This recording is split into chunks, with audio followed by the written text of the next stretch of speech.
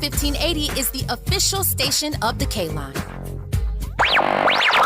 Welcome to Agenda for America, an African-American perspective.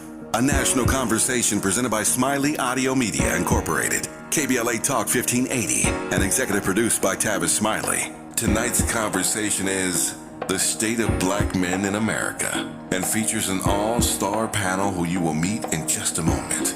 The moderator this evening is Zoe Williams, host of The Voice of Reason on KBLA Talk 1580. We hope you enjoy Agenda for America, an African-American perspective, exclusively on KBLA Talk 1580. Here now, Zoe Williams. Welcome, my peoples. A serious conversation, a needed conversation tonight. This is episode 3 of Agenda for America, an African-American perspective. Tonight's topic, the state of black men in America. Man, oh Manischewitz, we not about to play no games tonight. Let me get right to it. I got to introduce my august panel. So, Dr. James Butch Rosser. I want y'all to understand something about this brother. This brother right here is a surgeon, and we need a medical perspective on today's show. He is an educated man, he is an accomplished man, and he's an intelligent man. And Tavis Smiley introduced him to me, and I've recognized that he's a no-nonsense man. And we need that type of masculinity displayed on today's show. Dr. Rosser is a general surgeon with a special interest in diseases of the esophagus and stomach. He's a board clinical doctor. He is certified, and I'm just happy to have him in here. Dr. Rosser, welcome, brother. Hey, good evening. So good to be here, man. Thank you so much. And then, my brother, my friend, I met this brother in 1997, and when I tell you we are brothers, none other than the legendary, the foundational piece of lyricism in hip-hop, an author, an intellect. This brother is none other than, you know him, Cool Mo D. What up, Mo D? You know what's up. It is what it is. Yes, sir.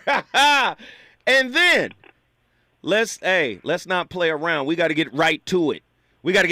Professor James Small. He is a scholar, activist, dynamic speaker, organizational consultant. He is also the CEO of Sanaa Lodge Enterprise, Ghana, Ltd. Hey, let me tell you something. This brother right here, I've just recently gotten close with him, or a little closer than I was before. This brother right here is a wealth of information. When he reminds me of that old African proverb. I don't know which country, but it says when an old man dies, a library burns down. Well, this library is alive. Welcome, James Small. Thank you, brothers and sisters. And Brother Modi, you know, you're a legend in your own right, sir. Man. Even though I'm your senior, you know. Thank you, bro. All right, so let's get right to it. Today's topic, the state of black men in America. And I framed it a little differently. Who we were, who we are today, and who we are becoming. I'm just going to ask questions, and I really want to be fed by you guys' wisdom and insight and experience. And I'm just going to throw it out there really quickly. I'm going to start with Cool Mo D. Mo D, you and I have been talking on the phone back and forth for decades now. But you have said some really profound things about hip-hop and where it started and where it is currently. I want you to break down, what is rapsploitation?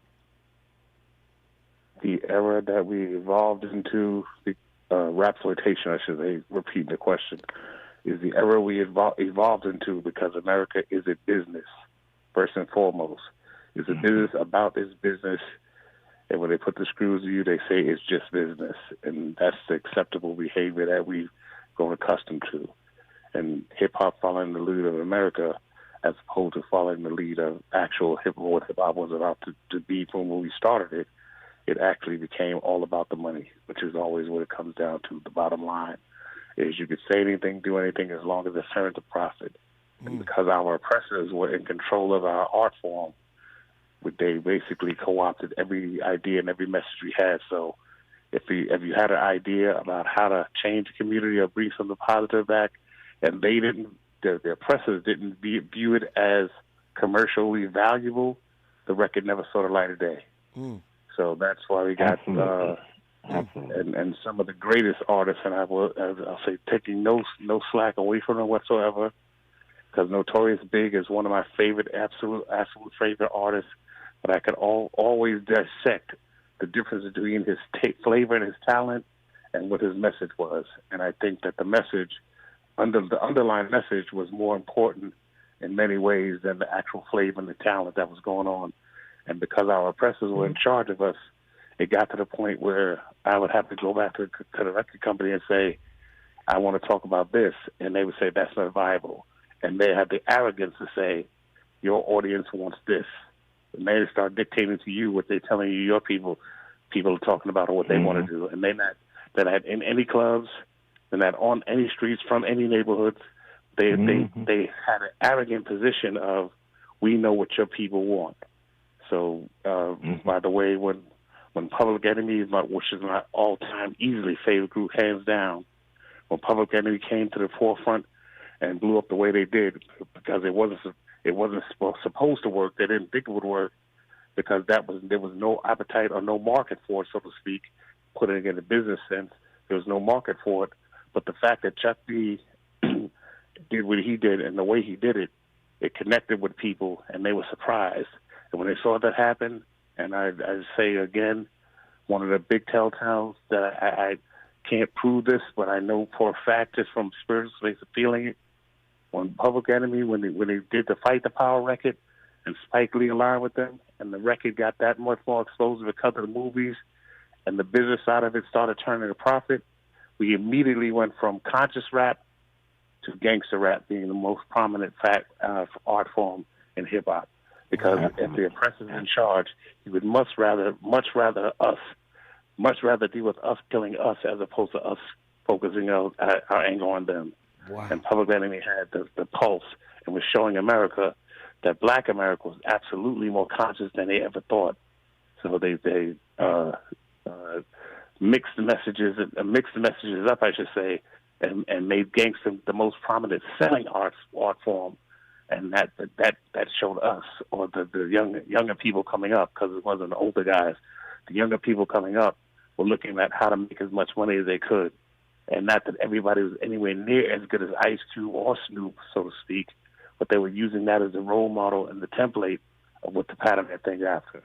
And that's how gangster rap became as prominent as it was. Wow. Dr. James Small, I want you to build on this. Rosser, you too. I'm going to James Smalls, and then I'm gonna wrap it up with my closer, Dr. James Butch Rosser. This question right here.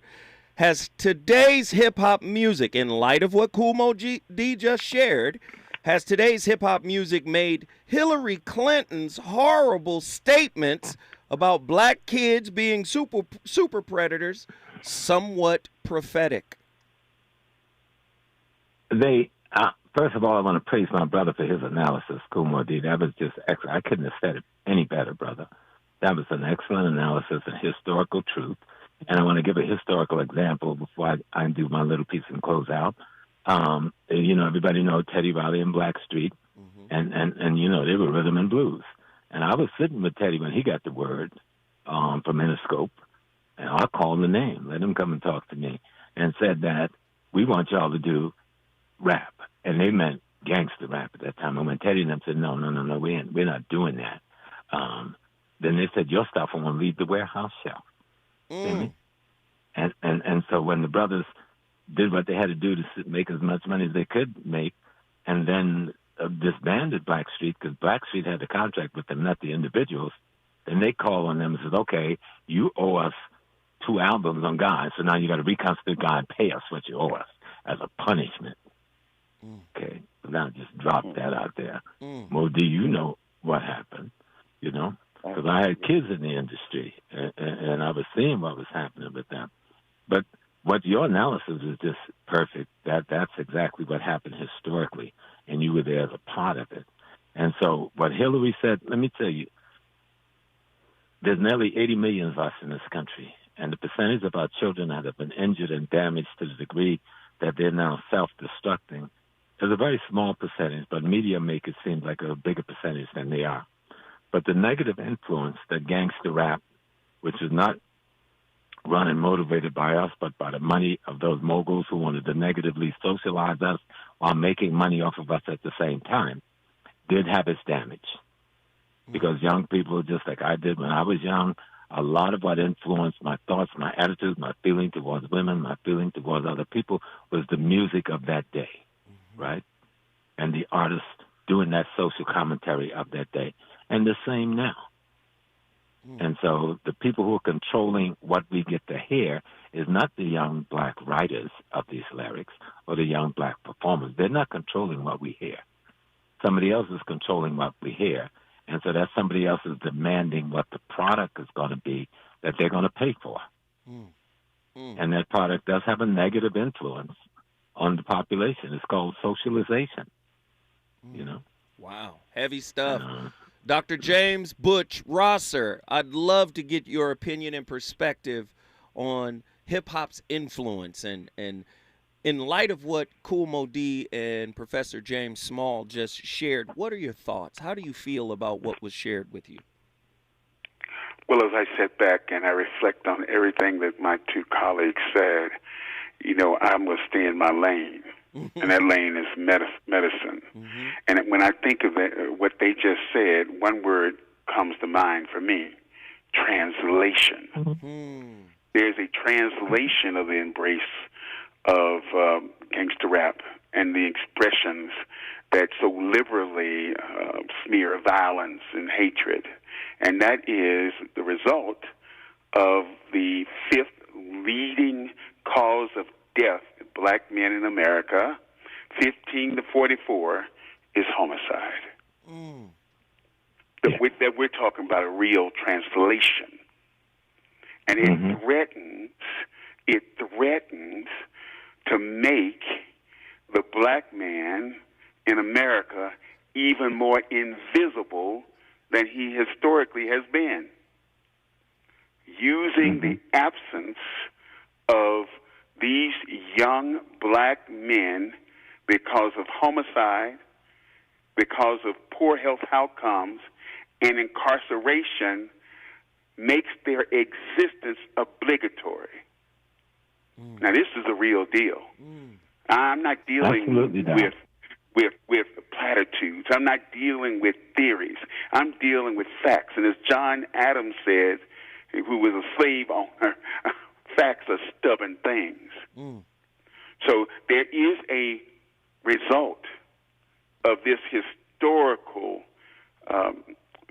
progression and presentation of gangster rap because of what Moe Dee said, the financial remuneration of the American dream. Dr. Rosser, let me hit you with another question, because I believe that these are interwoven discussions, right? Music makes us feel good or bad.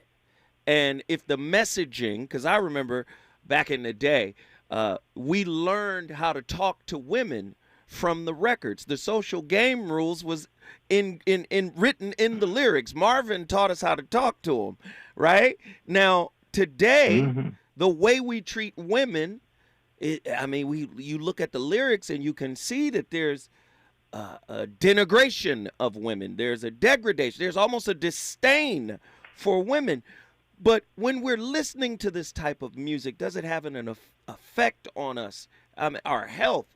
This is why I asked the question, can you give a short statement that sums up the state of black men's health in America? I know music has to play some kind of part if you're listening to something that destructive.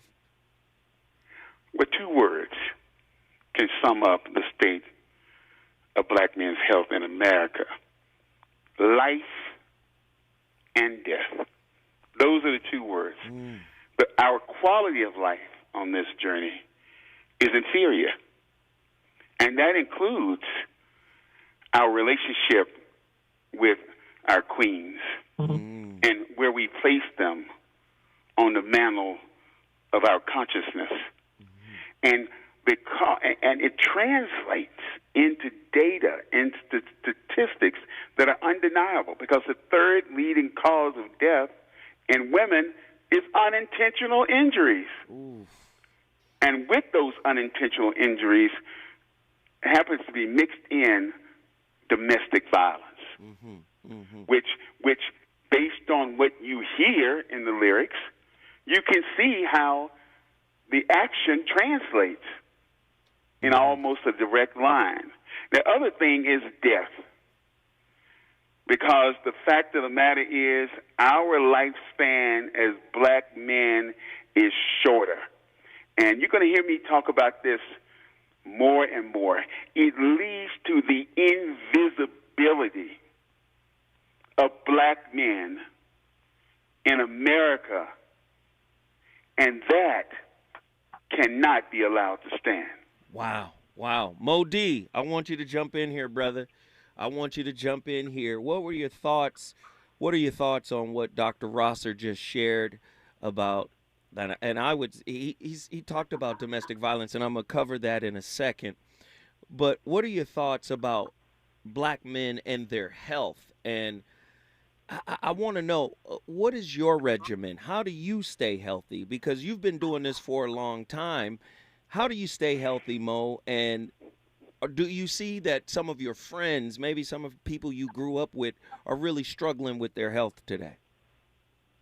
Well, as you know, and anybody who's paying attention, hip-hop in particular has taken a beating over the last 2 years. We've lost so many people. I mean, colon cancer, all kinds of things. That's just on an internal level. But, for me, if you make it specific, I was kind of cast aside for it for a minute, because I don't follow anybody for genuinely. And I think, even this whole computer generation that we're going into, they're programming you psychologically to look forward to being a follower. So it's kind of like part of the institutionalized thinking that they're using to exclude us, as opposed to using you. I don't want a digital imprint. As a matter of fact, just firsthand that we're talking about now finally doing my novel, my life story. But the culture vultures have appropriated our culture, and according to them, I don't have a certain value because I don't have a digital footprint. And I keep telling you that's intentional. The digital footprint that they talk about is going online and talking, and I can't even understand people are posting because I have a good plate of dinner at a restaurant. I want to take a picture of it and show people of that and get likes, and people are trying to get followers by that way. And if you have a lot of followers, that'll get you a TV show or an idea, or get you a record deal in many cases. And I said, the other side of it is they use it actually to exclude us more than it is inclusion. And basically can monitor what you say, what you think, and what you're doing, what you're about. Anybody that's coming with any kind of revolutionary thought is absolutely automatically excluded. And they can justify it by you not having a digital footprint, I should say. So that's part of the equation that I'm looking at myself personally, because you know how I am. I'm just anti-computer on a whole nother level. But, just looking at everything again, I've never smoked, I never drank, I never got high, I never had that conversation. It was not a part of my makeup. And at one point, and I'm very clear, because I'm talking about being on stage, I'm going to say again, on tour in 1988, when people would cheer when I would talk about laughing at, I made it a very uncool thing to be a drug dealer. And by the end of the tour, people were not as cheering as loud for me saying that. I could say it every time. I can't believe how many people talk to drug dealers. Some woman screamed, and I said, I can't believe woman screamed and said, yes, I talked to drug dealers, and everybody would laugh. At the beginning of the tour, that was very strong. By the end of the tour, then people were not cheering as much. It was almost like got to the point where I went from being the favorite to almost damn near an outcast because of my position, my thought process. Mm-hmm. So at the end of the day, they're making sure that they channel or watch who's saying what and what they're representing.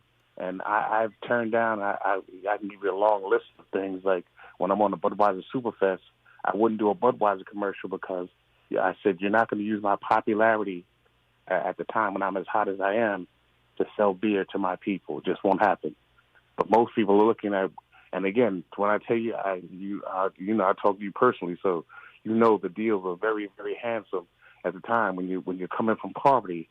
You know, anybody coming from poverty, or well, look at a financial space is very, very inviting. Mm-hmm. So the fact that I turned down tons of those things, quite frankly, New Jack City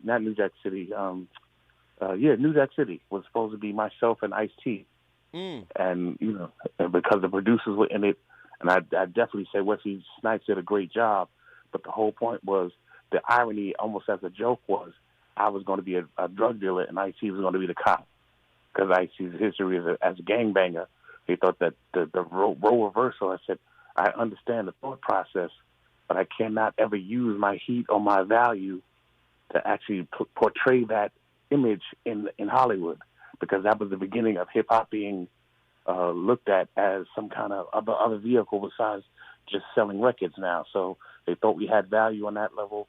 So while we're trying to do films or whatever, and I was turning things down ahead of time because I couldn't just look at the monetary value. And that was always the way they tried to get you, the monetary value. So so you can make music, you can do whatever. I'm like, well, I would sacrifice it. And what you don't know, and again, if I'm not pulling any punches, the oppressors are so wicked that they will wait you out.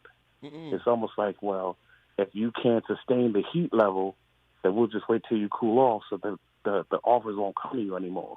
So by the time the offer's not coming to you, and I made a joke with you a long time ago, and I said, if you took all of my money, you took all of Jay-Z's money, only one of us would sell drugs.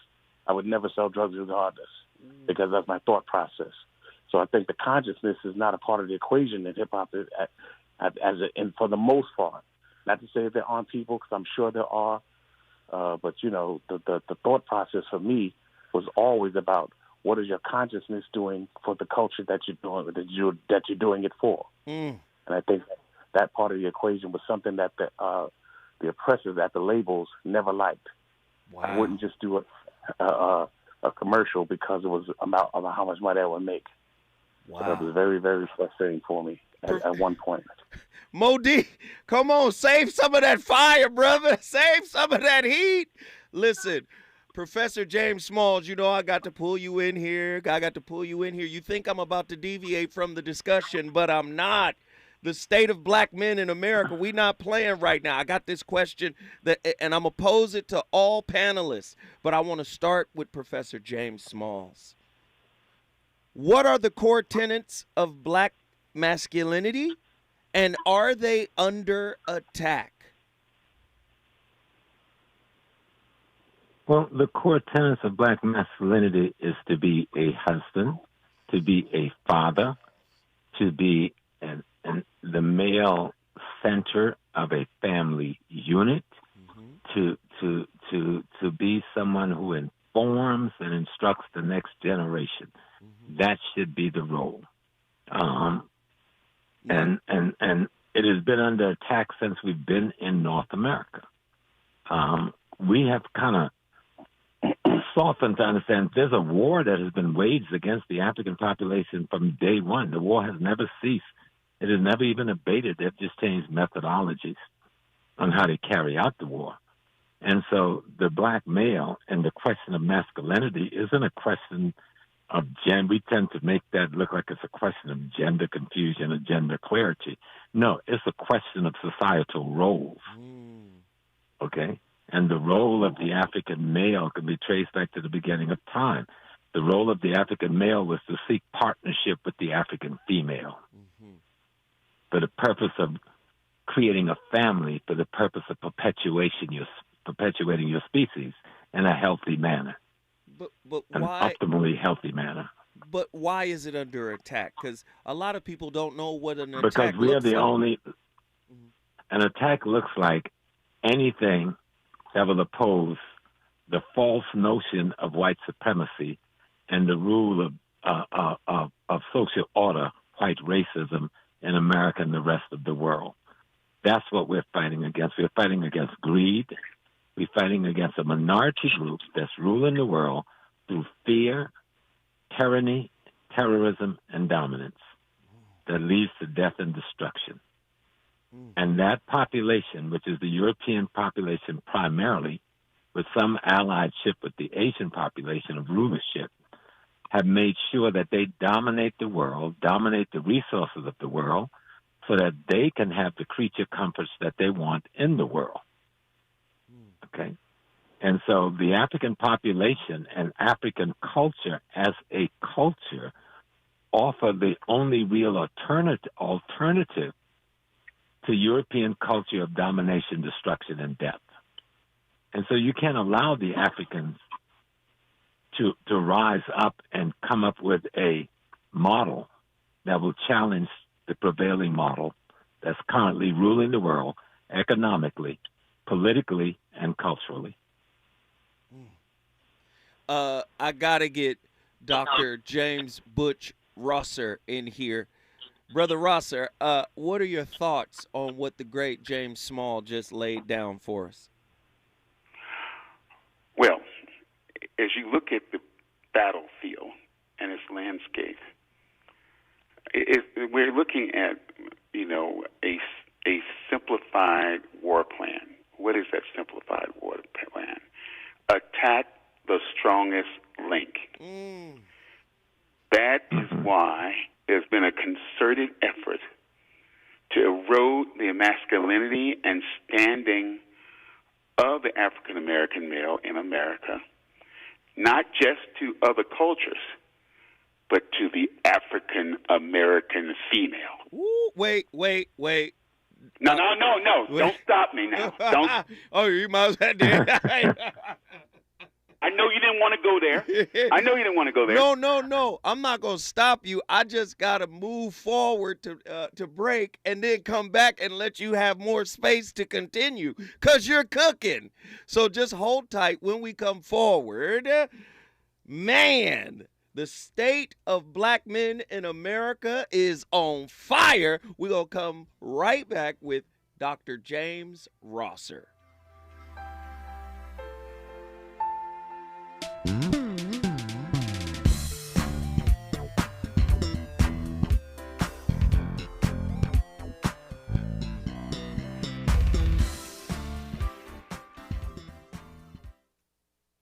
It's not a moment.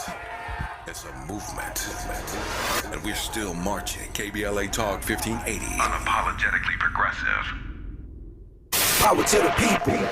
If Black Lives Matter, make black votes count. Vote by November 8th. Long lines, voter roll purges, voter identification laws, voter intimidation, felony disenfranchisement, polling place closures, early voting limitations, partisan redistricting, partisan Supreme Court rulings, invalidation of the Voting Rights Act. Vote on or by November 8th. If Black Lives Matter, make black votes count. Tamir Rice, Ahmaud Arbery, Breonna Taylor, George Floyd, Heather Heyer, Emmett Till, Medgar Evers, Jimmy Lee Jackson, Fred Hampton, Schwerner, Goodman, and Cheney, Viola Louisu, Fannie Lou Hamer, John Lewis. They rest in power. Make their memory in power when you vote on or by November 8th. If you believe Black Lives Matter, then make black votes count. Paid for by the African American Voter Registration, Education, and Participation Project. It's time to represent your neighborhood. It's time to be a voter. When you choose to be a voter, you get to decide what is best for you, your neighborhood, and your family. Use your power. Don't give it away. Have your families back and your neighborhoods back. And make a plan to vote today. Visit plan.lavote.gov. That's plan.lavote.gov to get the info you need to vote in the upcoming November election. That's plan.lavote.gov. Now arriving, the K. Metro's newest rail line connects communities like West Adams, the Crenshaw District, Baldwin Hills, Leimert Park, Inglewood, and more. Transfer easily to the E-Line to connect to Santa Monica, Culver City, USC, and downtown. Ride the K to comfort food, culture, and an improved commute. 7 new K-Line stations now open. Learn about K-Line destinations, how to ride, and more at metro.net/K-Line. KBLA Talk 1580 is the official station of the K-Line.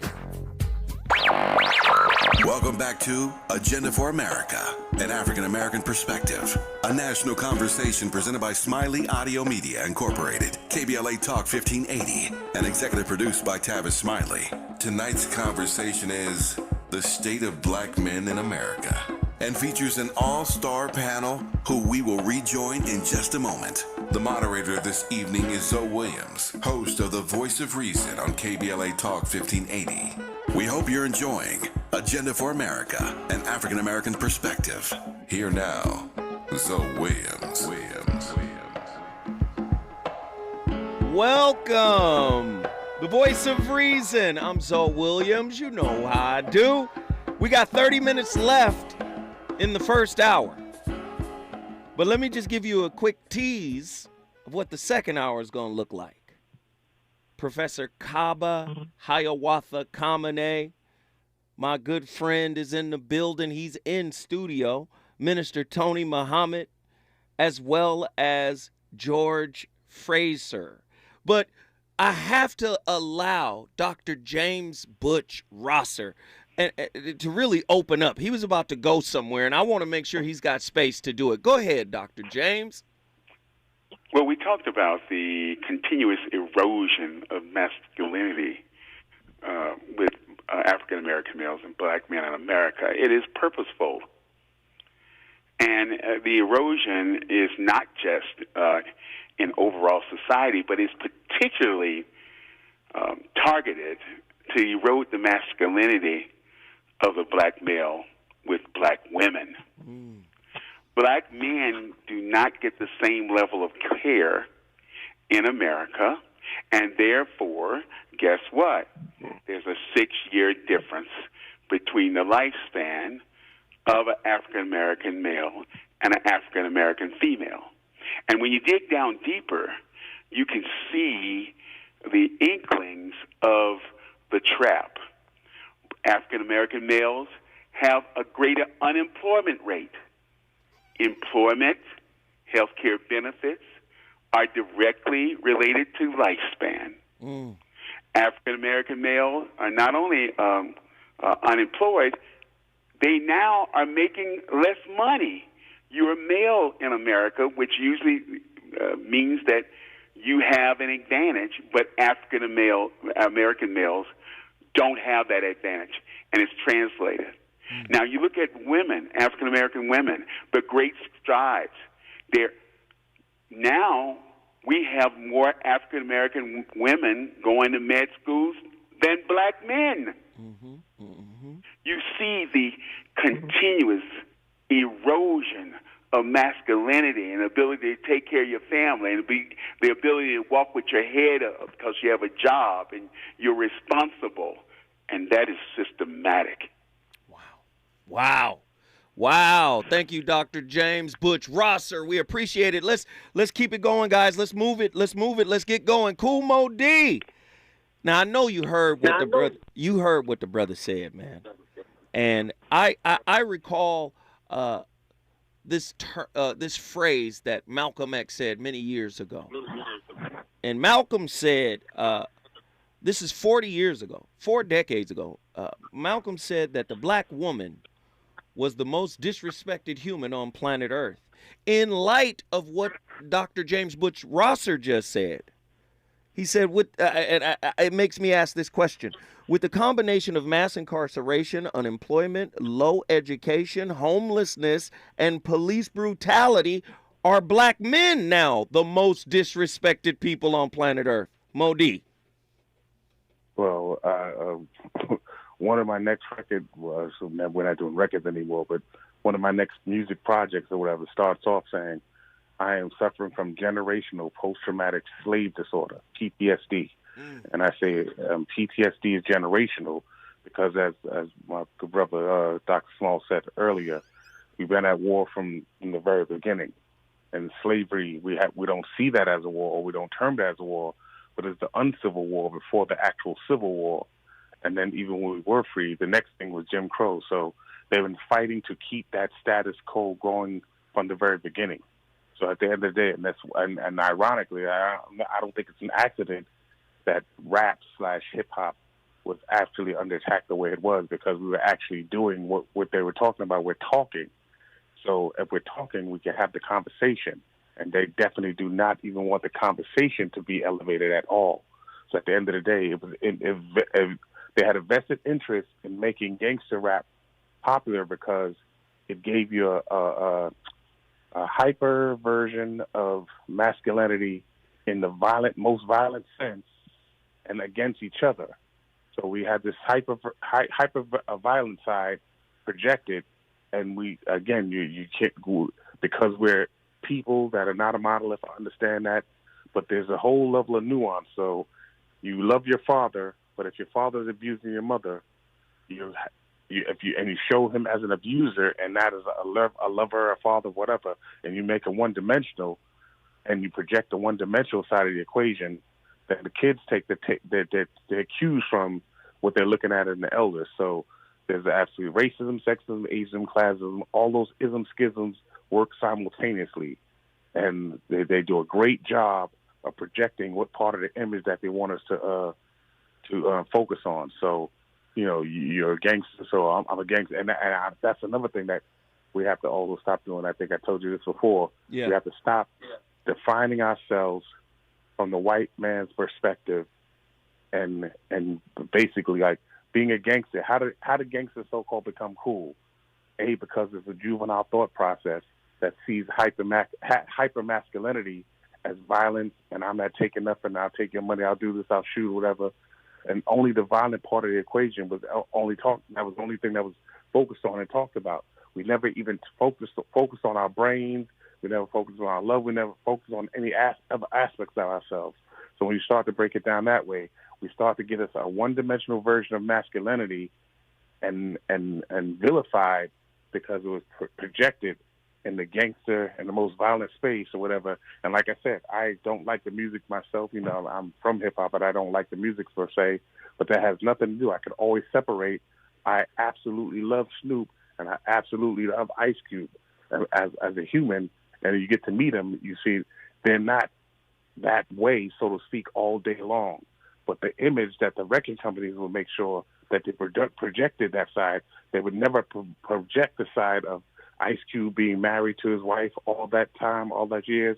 They didn't even deal with the issue of him being a father. And now we know his son is acting also now, so we kind of see the results of it, but we wouldn't focus on that at the time when he's doing it with NWA at all. So again, and I said, just like I said, to this day, I say, and I talk to you all the time, so I tell you, Jay-Z is actually a genius as an MC, but the narration, the conversation that they keep the narrative going. They focus on him being a hustler and becoming a rapper, but they don't talk about his actual genius and his math MC. skills. Yes. Right. They don't talk about any. They and to this day, that's the archetype that they kind of promote. Because again, 50 Cent is another one, right, that I could say just because they're prominent now.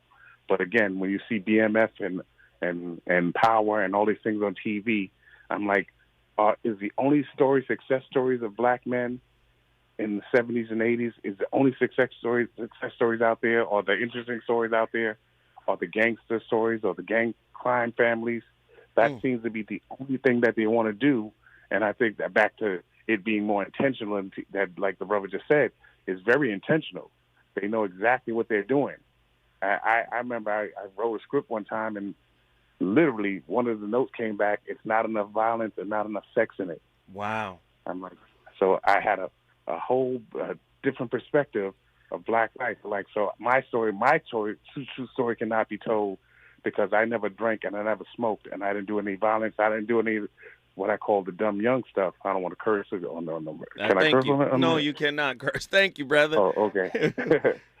Yeah, so I didn't do a lot of the dumb stuff that, because there's some ghetto cliches that go along with the ghetto. But the fact that I didn't fit any of those ghetto archetypes, then my story doesn't have an appeal because it's not something that they want to sell. Mm-hmm. Back to everything coming down to the monetary value. So they absolutely control the narrative. Man, thanks, Mo. I appreciate the insight. Professor James Small, I need you to be that spiritual mortar to pull this whole mosaic of conversations together, brother. A lot has been said, and Mo just hit on something that's really, really big. A lot of the gangster rap and the persona that is wrapped in the record is partially PR. It's partially PR. It's partially marketing and promotion. PR. Socialization. Ooh. Socialization of a population. Socialization is where you get your values, your interests, and your principles. Someone else is controlling our values, our interests, and our principles. You know, I've worked for the last 5 years as the chief consultant on The Godfather of Harlem, right? And the war I've had to fight over the last 5 years, if I didn't have Forrest Whitaker as a partner that would support me, we wouldn't get nothing out of that. The Bumpy Johnson story, to give him a wife. I said, no. The black man got to have a wife and a family. They said exactly what they said to me, to you, to me. They wanted the violence and they wanted the sex. That's what sells, right? And I go like, I want to see this man with a family, with a wife and children. I want to see him sitting around the breakfast table. Yes, he's a gangster. Bumpy Johnson was a gangster. I knew the man in his real life, you know. I'm the successor to Malcolm X. When Malcolm was assassinated, I took over as the imam of the Muslim mosque at 21 years old. And so we paired the Malcolm story with the Bumpy story. And at first they rejected it, but they realized that you can't sell another gangster story just as a gangster story unless you create another kind of a story. So let's create a story of the black community where he's a gangster because you gave him no choice. But he simply wanted to be a black businessman, all right? And let's try to work that. Unless his best friend, because in real life, Bumpy Johnson, the gangster's best friend, was Malcolm X. They played chess every Sunday. Bumpy Johnson beat Bobby Fischer twice at chess. So let's talk about that, you know. Let's do some things about the black man that you don't want to let be normal. And though we're in our third season, we just wrapped the third season last Friday, and we didn't get the promotion we should have gotten even by the people who put up the money because we killed too many white people, you know. But the point is, someone else, another ethnic nation or allied ethnic nations that run the corporate structures of America have been in the business of making sure that the black male, that the black man don't become a dominant figure in the socialization process of the black community. Remember, socialization is how you get your values, your interests, and your principles. At the foundation of the black community is the black family. So if you destroy it, and I think the doctor explained it so wonderfully in terms of how you do the impoverishment and the marginalization economically of the black man, how you erode his ability to have control of the black family. But I'm confused. I'm confused. They say that black men have access to the patriarchy. But what I'm hearing from the august panel is that we are disenfranchised in more ways than one. So how can two things be true? Because, you know, people say, you know, two things can be true. How is it that we have direct access to the patriarchy? I do know that a lot of black men, especially through the peacocking through our music, yes, we want to live the life of our oppressor. Yes, we want to have what the oppressor has. But just because we want to have it doesn't mean we have it. So when I hear you are, in context of black men, when I hear you guys have access to the patriarchy, it seems like a conundrum to me. You guys are breaking it down how disenfranchised we are. Can somebody explain to me, can I get James Butch Rosser, Dr. James Butch Rosser, to explain that? Do we have access to the patriarchy, or are we still subject to white supremacy? Which one? Well, I think it's as simple as this for me. We have access, but we've abdicated the throne. Talk to me. Hey, talk to me. Let's keep it real. Because of what Dr. Small said and Modi said, with the systematic disenfranchisement of the black man in America has caused us to have a warped sense of what masculinity is. Everything that is spouted on gangster rap that someone equates to masculinity is the antichrist of masculinity. And if you can't be a man, you can't claim the throne. Modi, your thoughts on James Butch Rosser? Amen corner over here. Amen corner, yes. Come on. Talk to me, Mo. Listen, I mean, because I'm really trying to understand it. I don't know if you guys are familiar with the brother, the academician, Dr. Tommy Curry. He wrote a book called The Man Not. And what he talked about was there are a lot of myths about black manhood in America. One of those myths, he breaks it down this way. He says, he's talking about a certain type of logic. He says, in fact, this is the product of a long-standing colonial history dating back 1868 in the history of the suffrage of or by Elizabeth Cady Stanton. Part of the argument for why black men should not have the right to vote is because they are a radical, tyrannical class, and if they got power of the vote, they would abuse and whip their women. Now, when we start breaking down the data around domestic violence, the most violent gender is women. They just categorize it differently.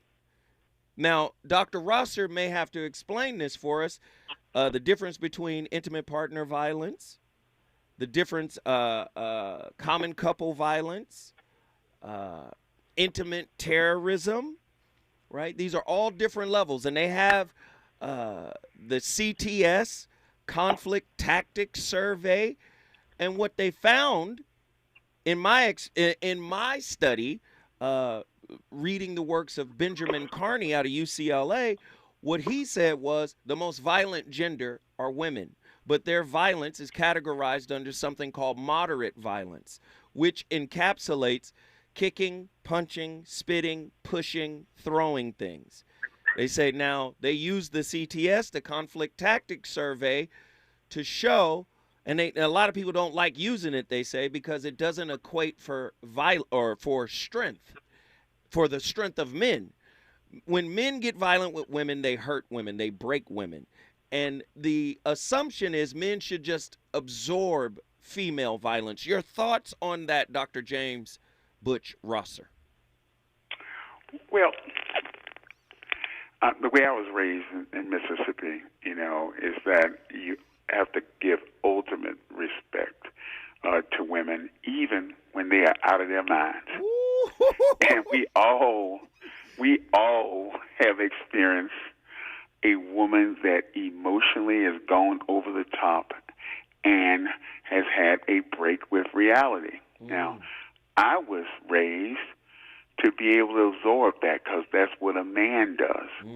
But in our generation now, with this warped sense of masculinity, we then are going to meet force with force. And the thing about a man meeting force with force is that women become broken. Now, this goes back to the systematic socialization that Doc talked about when it comes down to warping our values by a purposeful portrayal of a false sense of masculinity.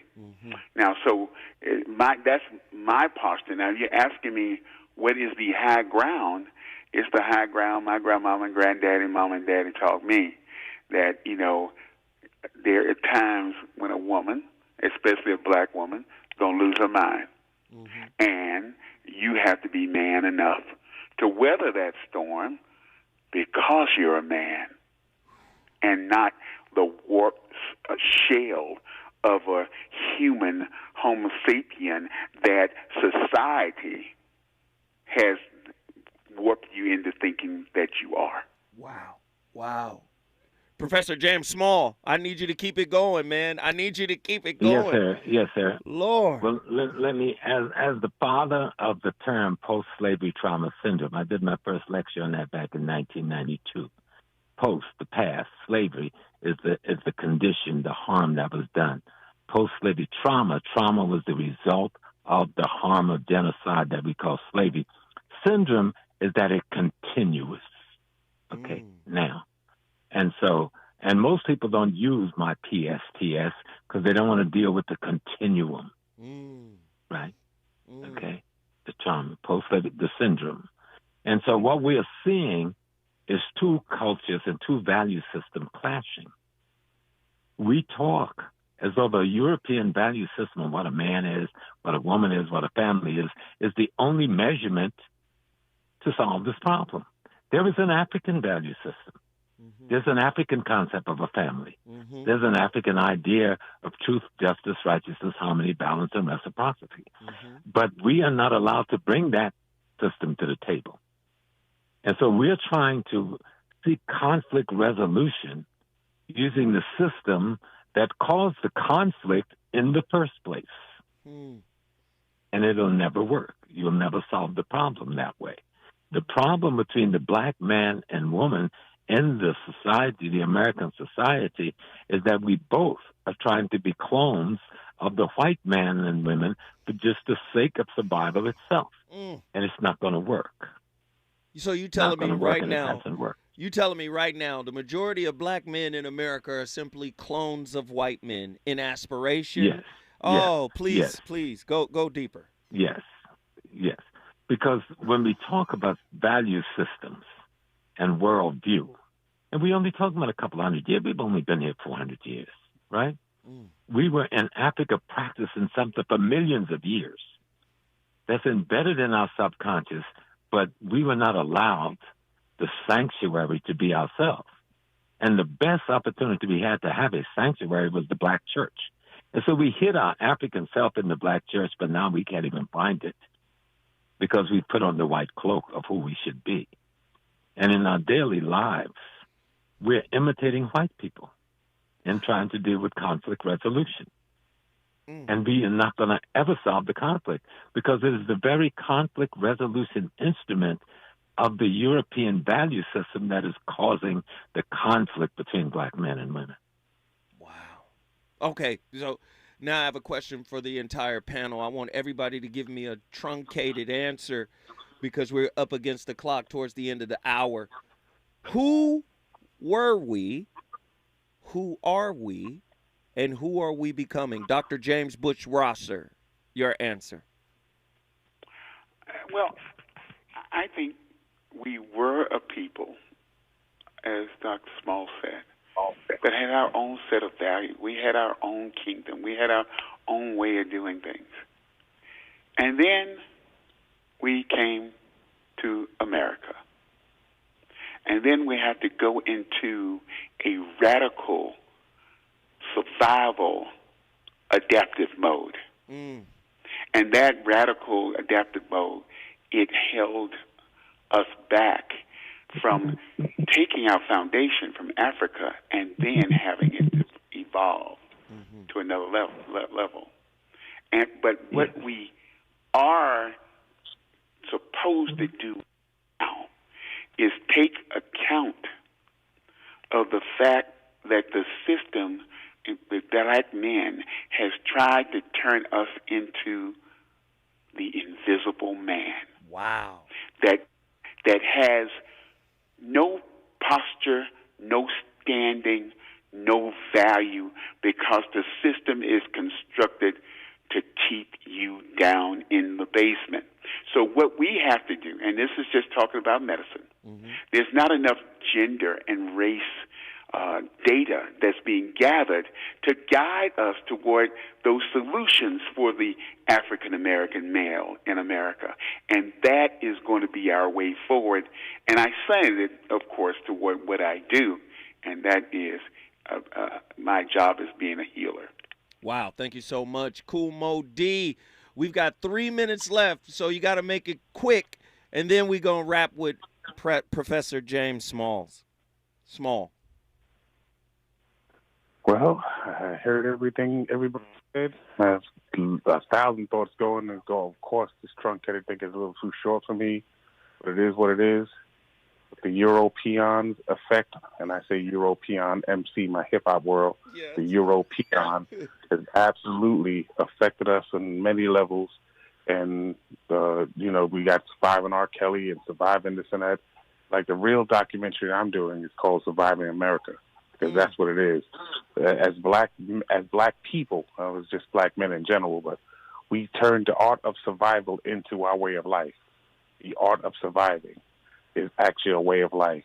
So you don't get the full, you don't even get the nuance of us. You get one-note versions of what we are, how we present, and what we do, and we don't get the real nuance levels of what's really happening with us. So I think, again, if we can just tap in, because I think I told you the other day, my biggest thing with black women, I know we're talking about men, but black women, they don't believe in their magic anymore.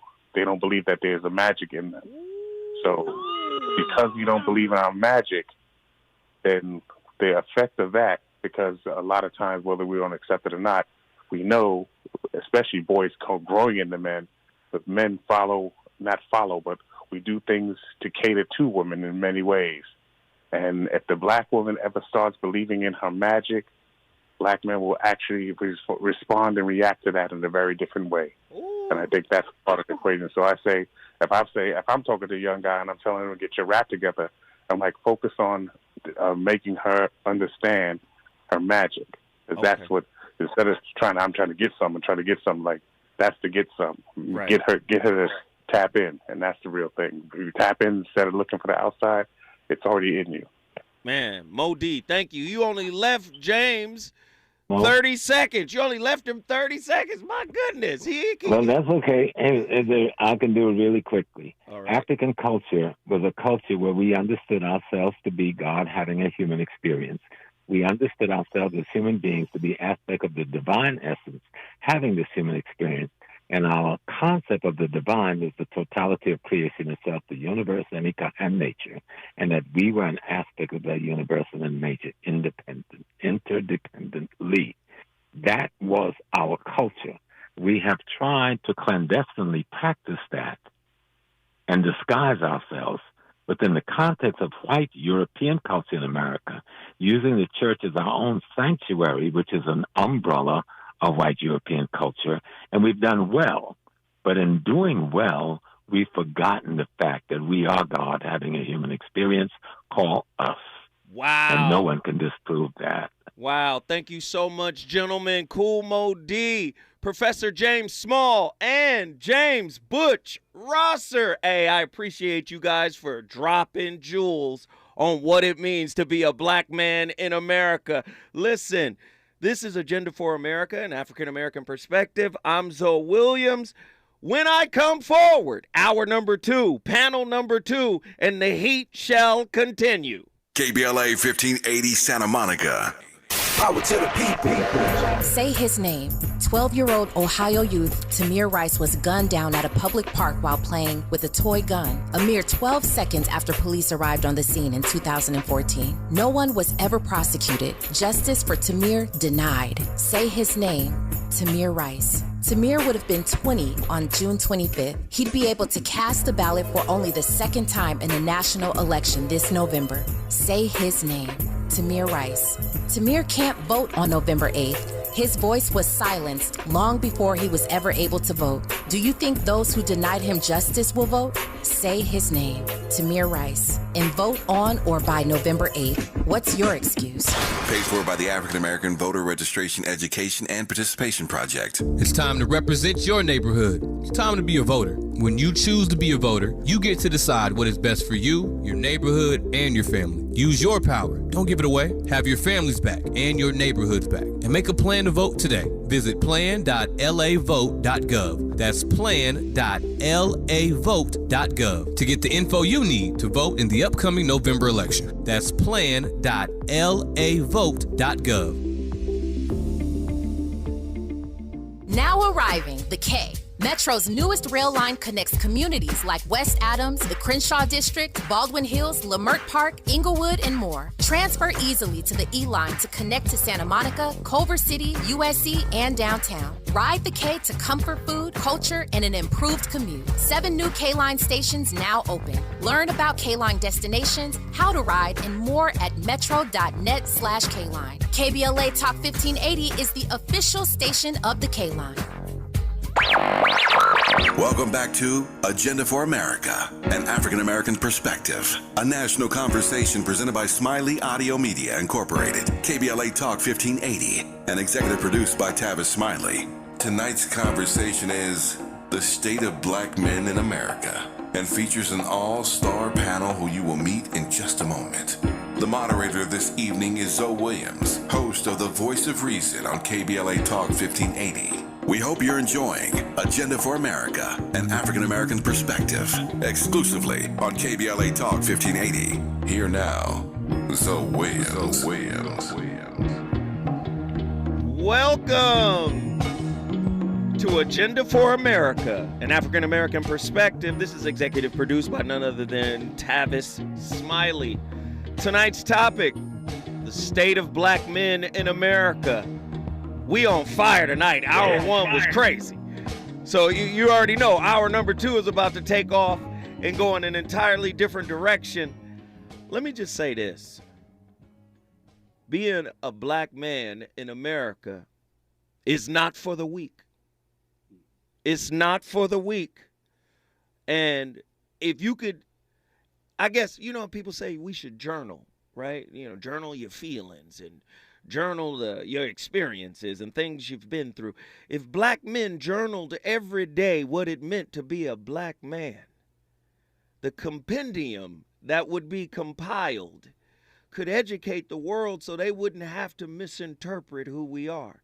And it would also empower us as self-authors.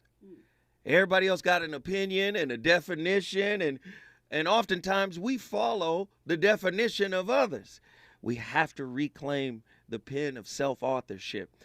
In our first hour, we had a great group. I want to thank that group. It was Cool Mo D, Professor James Small, as well as Dr. James Butch Rosser. This hour, oh, my brother is in the building right now. We about to cook with grease. You understand?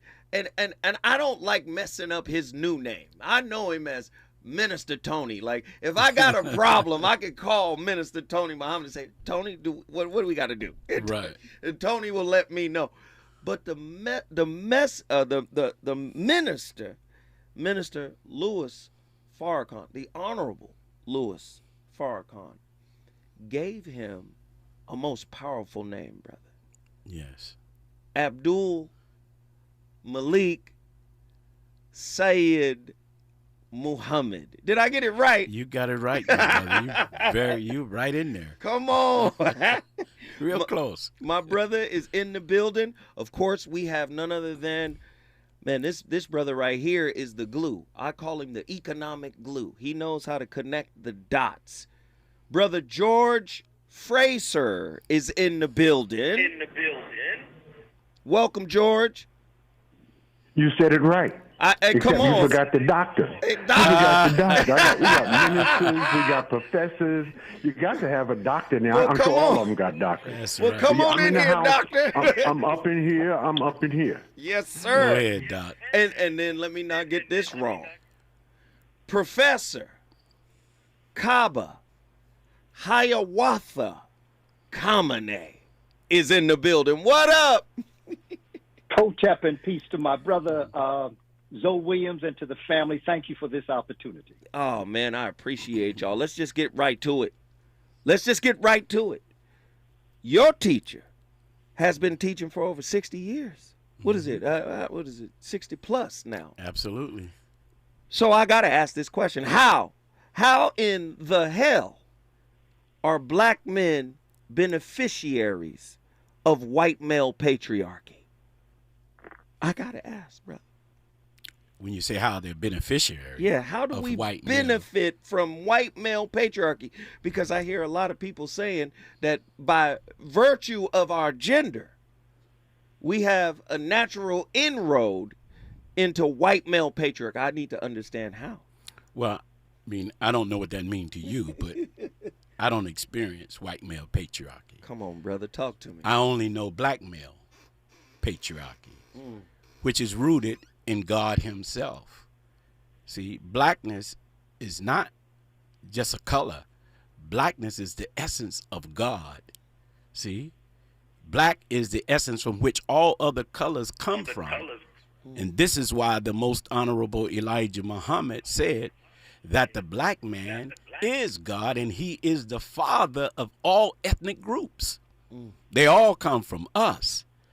Our problem is we have taken on the mindset of white supremacy. You don't have to be white to have the mindset of white supremacy when he took from us everything. Our God, our name, our language, our culture. See? And so a role reversal has been made. So I don't know. I came out of thinking of black or white male patriarchy. When I came into the nation, I was taught the nature of who I am, and I am a direct ancestor of God himself. Come on, man. Oh, Lord, we gods with amnesia. Dr. George Fraser, can you please expound on what the good brother Minister Tony said? George, you there with us? I'm here. Yeah. I'm here. Can you expound on what our good brother just shared with us? No, well, your engineer was talking to me. I couldn't hear anything anybody said. We were just trying to get my sound straight. That's all right. If you can give me a 30-second executive summary, a primer. So this is what's going to happen. Because I wanted to hear it. But I didn't hear it. So this is what's going to happen, Dr. George Fraser. We're going to go to Hiawatha. My brother, Kaba Kamene. Professor, can you speak to what our good brother just shared? And this will be Dr. George Fraser's primer. Absolutely. And first, may I just thank you, Brother Zoe, for inviting me to be a part of this program this evening. And I just spend great honor to my brother, Minister Tony Muhammad, and to my brother, Dr. George Fraser. I'm just honored to be able to share this time with you. I've so long admired the work that you're doing and continue to do. And when I listen to our brother, Minister Tony Muhammad, speaking, what I got from him as he spoke about being the essence of blackness, and the most honorable Elijah Muhammad in his teaching us that blackness is not just beautiful. Blackness is the only thing that exists. And that, as he said, all colors come from the blackness. Now, for those that may not know, but those that do know, my background is education, specifically early childhood.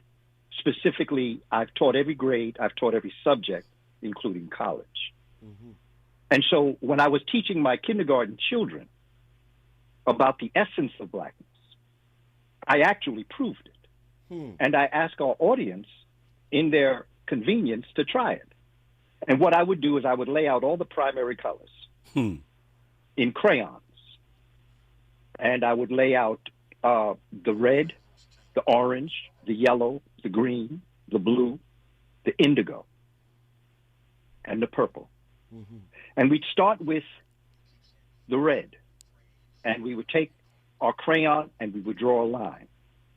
And I encourage the audience to try this out. And then we would take the orange, And over the red line, we draw a line. Over the next color, yellow, draw a line over the line. To the green, to the blue, to the indigo. And indigo is the only color of the rainbow that repeats itself twice. Because now you're returning to the perfect black. We would do indigo, and then we would do another indigo, and then we would do the purple. And what's the last color of that line? It's black. Wow. It's the perfect black. Not just black. It's the perfect black. You've gone through the from ultraviolet to infrared. Blackness is not just beautiful. Blackness is the only color that exists, and all other colors come out of the blackness. And if you wonder if this could be true, just go out tonight and look up at the night sky. What do you see? Blackness. And the only thing that you see outside of the blackness are the stars, and the stars come from condensed carbon that become nanodiamonds that explode, implode, and become stars. So even stars are crystallized blackness like diamonds in the earth. But see, can I just say, this is powerful knowledge, right? This is transformative information. But how do we get it to our brothers who are spiritually impoverished, intellectually impoverished, impoverished of understanding, impoverished of who they are? Like, I asked this question. I'm going to ask this question really quickly to my brother, Minister Tony Muhammad. Do many black men simply lack self-love and self-discipline? If so, why, and how do they climb out of that pit? Right. Well, yes, self-hatred was imposed on us by our open enemy. And so when you have 360 years of chattel slavery, and when you teach the black man and woman to hate themselves, to detest themselves, so now you take on the mindset of he or she who dominated you. See, not only do you take on that mindset, but it even becomes genetically modified that you will even pass on that black self-hatred to your unborn children because you've been practicing it. Once you practice a mindset for more than 20 years, then that 20-year mindset get imprinted in your DNA.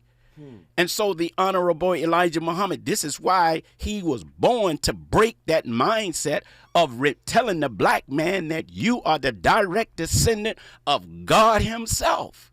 See, when I heard that as a black brother selling dope, when I heard that as a womanizer, that shook my foundation. Because in high school, I was always told I was nothing by the white teacher.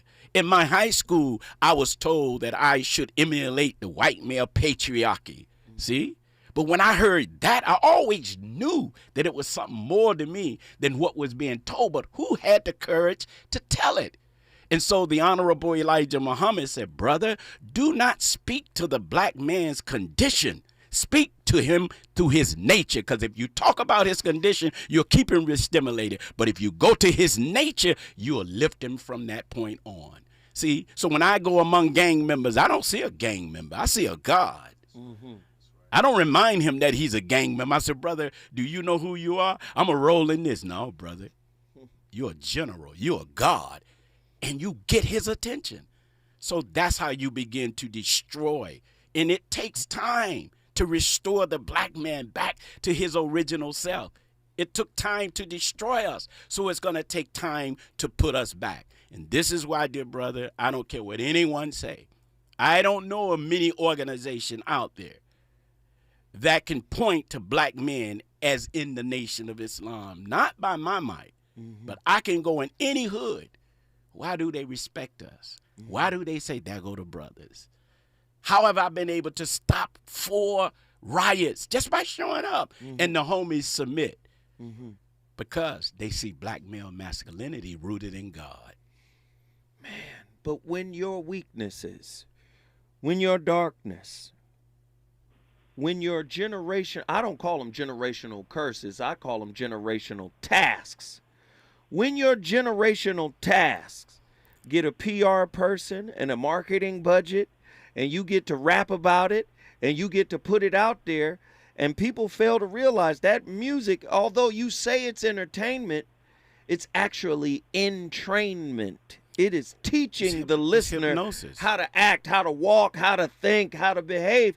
Which is stronger, knowledge of self that is self-authored, or the music, right?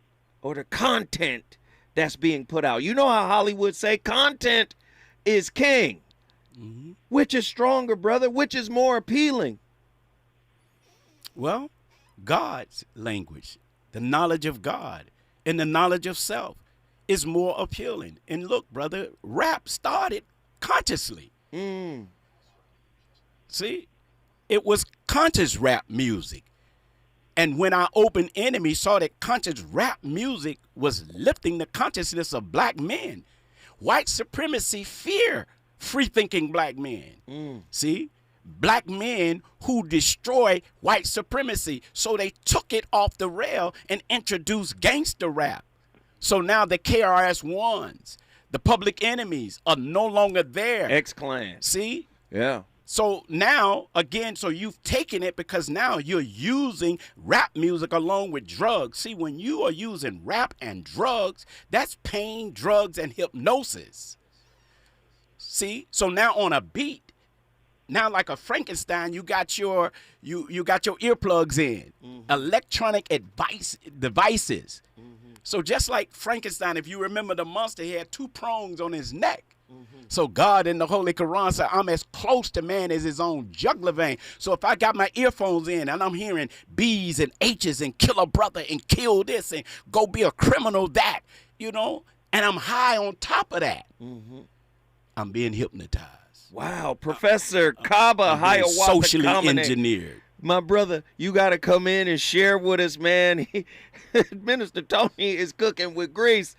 Professor Kaba Hiawatha Kamene, come in and talk to me about what my brother just shared with us, man, because I feel like we're programmed, and sometimes, don't blame me, but sometimes it feels like it's a weight that you can't lift. How do you lift it, brother? By going to the young people. That is why my primary license was in early childhood. I was a kindergarten teacher in my early career in New York. And if I knew, just as the Honorable Elijah Muhammad and all those that came before us transformed the adult male in particular, but sisters too. Just as he transformed them, he took them through a process of deprogramming. It's called reassociation psychologically in science, because I like to drop it like science. Science comes from the word scient, which means knowledge. And so I don't want the emotion to come involved, because then we go on to another track. So if you look at the science of what we're talking about, when they ripped us from Africa, we had associated our lives. And as the great Senegalese scholar, Sheikh Anta Diop, teaches us, when someone wishes to oppress you, there are three things they'll take from you. They'll take your history, they'll take your language, and they'll take your psychological factor. Dr. Leonard Jeffries says that our psychological factors are our VIPs, your values, your interests, and your principles. And when someone who wishes to oppress you takes your history, your language, your values, interests, and principles from you, they then superimpose their history, their language, their values, interests, and principles on you. So therefore, any decision you come to is never in your best interest, because you are looking at the world through someone else's eyes. And so what our ancestors, such as the Honorable Marcus Mosiah Garvey, the Honorable Noble Drew Ali, the Honorable Minister Elijah Muhammad, Minister Malcolm X, Minister Clarence 13X, Father Allah, what all of those that came before us did was they reprogrammed us and returned us back to who we were before we were programmed.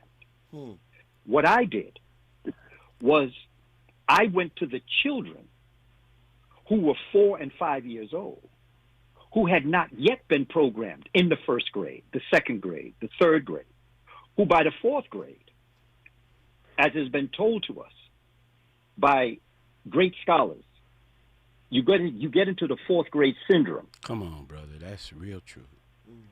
And you see, the fourth grade syndrome, from an educational perspective, here's how it works. When you are in kindergarten, first grade, second grade, that's called early childhood. Third grade, fourth grade, fifth grade, sometimes sixth grade, that's elementary. Then you got middle school, then you got high school, and then you have college. In the very early years, you are introduced to learning how to read, which means that they get the cutesy little games, they get the animals, the visits to the zoos, you're counting bears and monkeys and all sorts of flowers. Beautiful thing. But when you get into the fourth grade, that is when you start to read to learn. There's a difference. Learning to read are the games. You're learning your alphabet, your sounds, your phonics. I've taught it all, so I understand how the game works. When you get into the fourth grade, that's when they introduce you to George Washington, Thomas Jefferson, white patriarch, the so-called forefathers. And so when they do that, and the young child of African descent does not see him and herself, they get turned off. That creates, according to Dr. Jawanza Kunjufu, the fourth grade syndrome, where you're turned off. Because when you don't see yourself, you have to ask yourself, why would I be interested in something I'm not a part of? I can't see me. That's right. I'm not in that picture. That's just a simple concept. And so what I did is I decided to become an early childhood teacher. I became a kindergarten teacher. I learned how to associate them with themselves before other people would come and try to disassociate themselves from their natural person, from their understanding that you are the creator having a human experience. And every one of you in this room is a genius. Man, let me do and this. And all I can do is facilitate you finding that out. Wow. Let me do this really quickly. Our good brother, Dr. George Fraser, is back in the building. Had a little technical difficulty, but it's okay. Yes, I am. You back in the building, Dr. George C. Fraser. You back in the building. All right. Listen, I know brothers and sisters got to get on the same page. That's right. And we got to stop competing with each other. We got to stop being combative towards each other. But I also feel that brothers have to realign themselves with that internal Geiger counter that says, I can lead her with confidence. Many of us try to lead her with our wallet and not with our character. Dr. George C. Fraser, I need you to help me explain to the brothers how to walk that path. How can we develop this internal fortitude that would make us true leaders in the world? Because I know we need unity in order to build wealth. What are the starting points that we must take, the starting steps that we must take? Know thyself. To thy own self be true. And we don't know who we are. We have no clue. We are out of our natural minds, as Professor Kaba and Minister Muhammad has touched on. We don't know who we are. We are the children of the slaves that would not die, that we have the genetic encoding of the great kings and queens of Africa, that we were building pyramids and solving complex engineering problems when other cultures were living in caves, practicing cannibalism. And so until we know who we are, until we understand an African-centered worldview versus a Eurocentric worldview, we have to deal with those folks. We really need to understand their worldview and how they think so we can navigate and negotiate the tactics and strategies necessary to free ourselves, which begins with freeing our mind. So let me just give you a quick example. I put this in my book, my first book I wrote 32 years ago, Success Runs in Our Race. And one of the edicts I said is that we must think race and culture first, not only, but certainly first. Thus, we must know thyself. Mm-hmm. What is a Eurocentric worldview, Dr. Fraser? It's very simple, written in Success Runs in Our Race. Order is imposed by the stronger force. The stronger force gains the advantage by ordering the universe as it wishes. That's how white folk think. That's their worldview.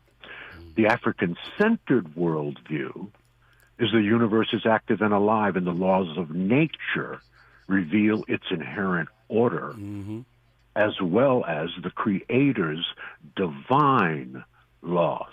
That's an African-centered worldview. The gap between our worldview and white folks' worldview is as wide as the Grand Canyon. Now, Eurocentric thinking, survival of the fittest, promotes a drive for mastery and control of nature and the accumulation of possessions. That's Eurocentric thinking. African-centered thinking is that there is a oneness of all things, that life is primary and must reflect a divine nature.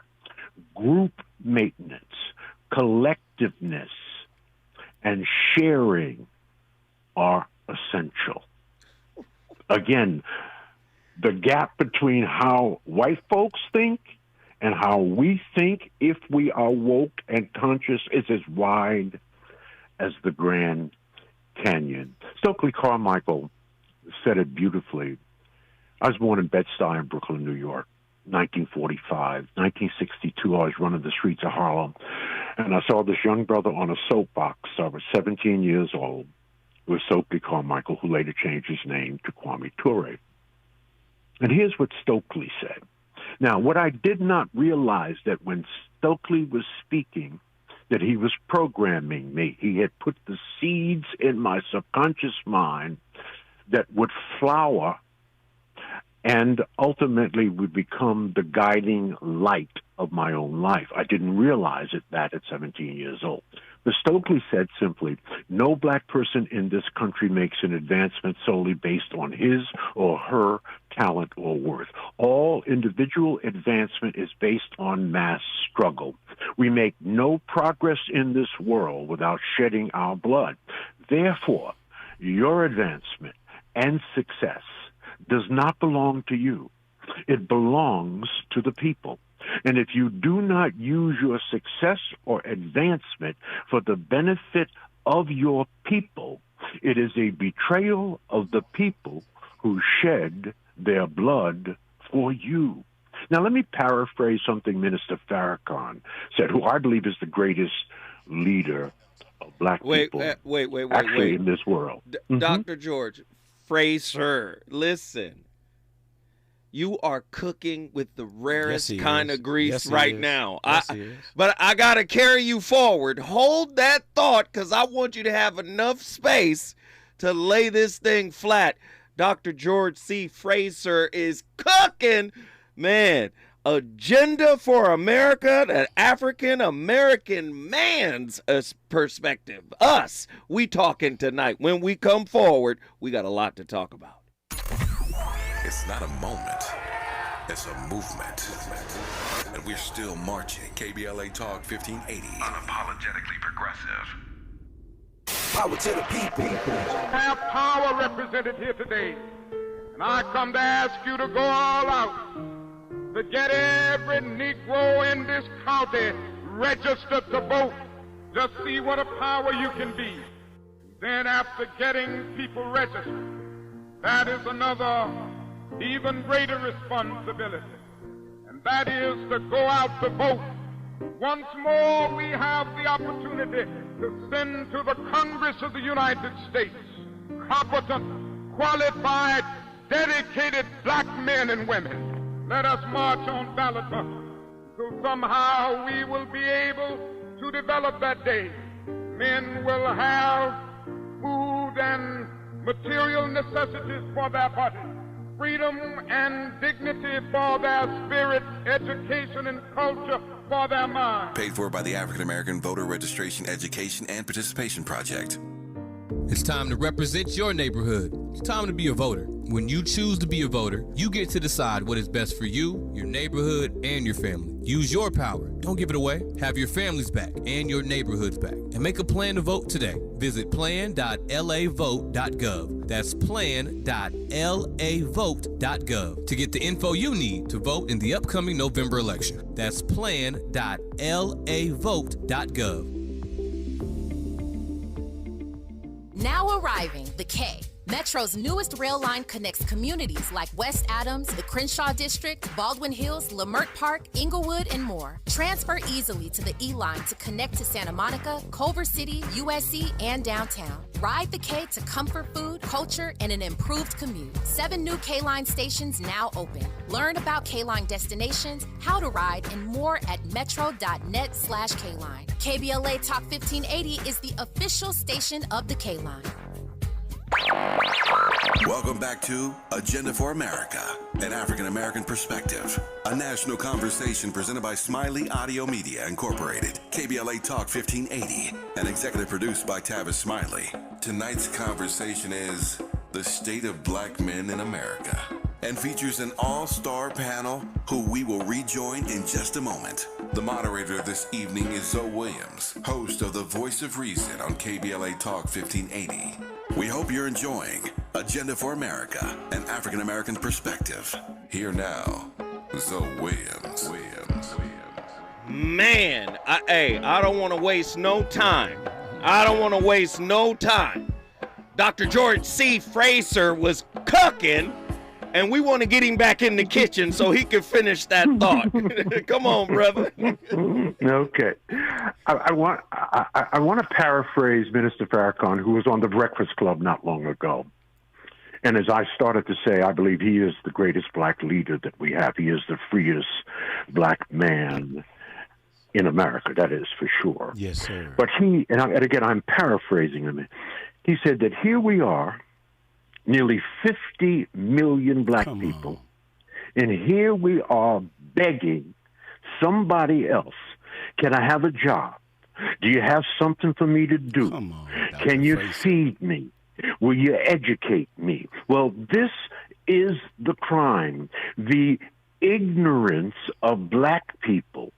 We have to erase the ignorance.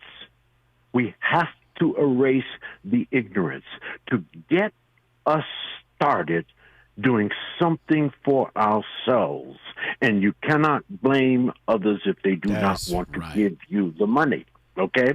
Now, this is Minister Farrakhan. Now, the beautiful Toni Morrison said it beautifully. She said, if you are free, you need to free somebody else. And if you have some power, then your job is to empower somebody else. The great African-centered scholar, Dr. John Henrik Clarke, the mentor of Malcolm X, said it more simply. He said, take what you do best and do it for your people. Now, the giants of our culture have given us our marching orders.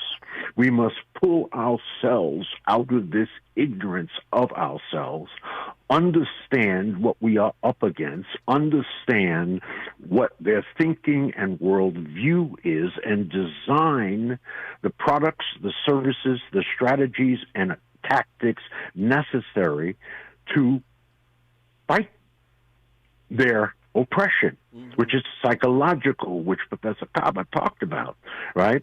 So we have to provide role models, and they can help us change the narrative of who black men really are. What am I saying?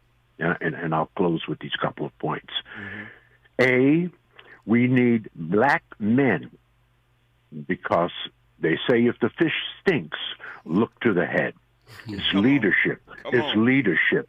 It's leadership. I can't say it enough. We need black male leadership that has the intellectual rigor that we are hearing on this show tonight, combined with activism. In other words, not only can they understand and articulate and intellectualize the problem, right? But they can activate solutions to that problem, as both Minister Muhammad and Professor Kaba has articulated. So what am I talking about? We need models. That's right. We need coaching. Right. We need mentors. Right. And we need therapy. We need critical thinkers. Yes. And the way you get critical thinkers is intellectual curiosity. Yes. Intellectual curiosity drives reading and studying, and that becomes the foundation for critical thinkers. We do not have enough critical thinkers of the caliber of the brothers who are on this call. Right? So that's what we need. What are the solutions? I think a rites of passage program for both male and females, which is what we started in our African-centered charter schools. We need to educate our own as best as we can. I could not save the 60,000 black children in the substandard urban Cleveland schools where there's a 51% dropout rate of black boys, but I could save, and I started this 17 years ago, 300 of them a year, right? I could save them. So me and Dr. Quad David Whitaker started an African-centered charter school. That's activism, right? Activism. Right. We need more male educators. We need more awards celebrating the greatness of black people, black men and women, self-recognition, self-encouragement. All right, we need, and I think it was Professor Copper who said, we know that we have a reading problem. We know that we don't read as rigorously as we should. Right? We need, what's the old saying? If you want to hide something from a black man, put it in a book. We need to encourage reading and writing. We need to write our stories. Now, more of us are reading and writing than ever before, but not enough of us, right? So yes. I have to ask this question because listening to the three of you, it has put me in a mindset that for the most part, right? For the most part, in general, some but not all, some but not all, but for the most part, both men and women in our community are spiritual children. Yes, we are. We're infants when it comes to being truly aware, truly self-aware. I've heard Dr. George C. Fraser.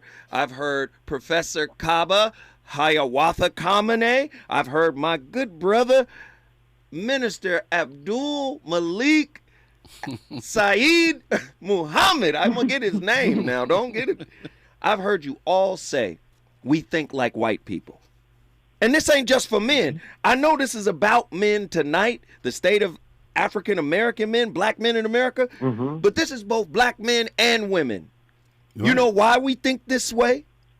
Because ultimately he signs that check, spirituality, unity, knowledge of self, none of that stuff matters because in our mind, speaking of the children grow up thinking none of that matters because it doesn't pay. How can we make them understand that the payment that comes from the pen of self-authorship, the pen of community and unification, this stuff right here is worth way more than some dead presidents because you can build something with your people when you're on one accord. Minister Tony? Yeah, well, you just said it. The Honorable Elijah Muhammad and Minister Farrakhan taught me that anyone who subscribes for you, the diameter of your thinking, meaning if they're teaching you, they will also control the circumference of your activity. And so we have to get from under their education because in his education rooted in white supremacy, we have made everything white right. In fact, he has made himself a God besides God to us. He is not God. You see, he's not that. And so therefore, Doctor said it all, brother. We have to now begin to erode and murder the germs of ineffectiveness that he's put in black people. Minister Farrakhan said to me, brother, look, white skin ain't our enemy. He said, the brown man, his skin ain't our enemy. He said, you know what the biggest enemy to black progress is? Ignorance. Hello. And see, through education, we can teach black excellence. That's right. And once we teach That's right. black excellence, connecting him to his black self, see, we're just like Ebenezer Scrooge.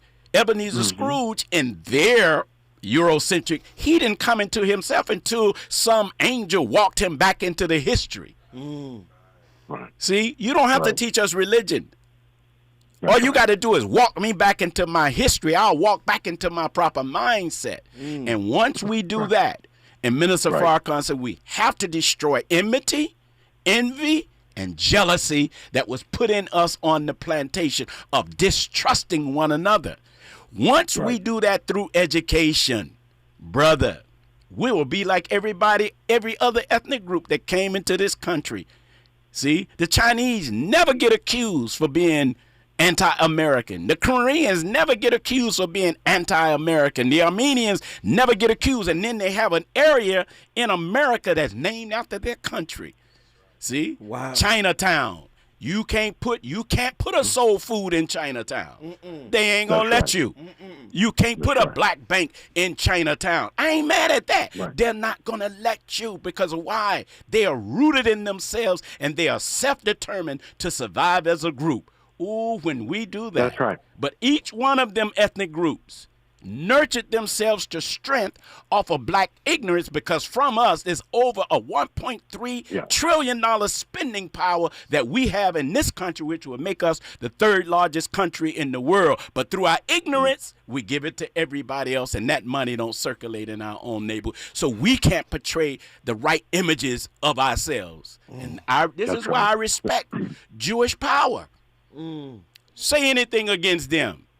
You better you better have their image right the way they want it to be, or you get attacked. Why we can't be like that? And so the doctor is right, man. We need black schools unapologetically to teach a black curriculum, to put the black man and woman back in place. Then we'll get cooperation from both the black and male, the black female and the black male. It's all rooted in education. Wow. Who's teaching us? Professor, Amen. Let me go ahead. I got to get Professor Kaba, Hiawatha Kabane, and then I'm going to come back to you, good brother George.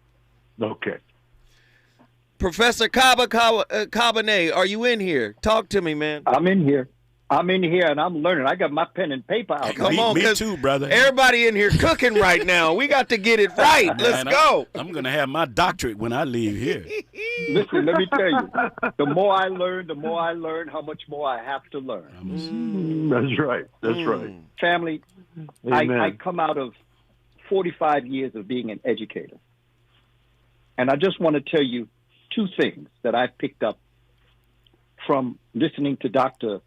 Frazier and to Minister Muhammad. I come to our community as it relates to their comments about education.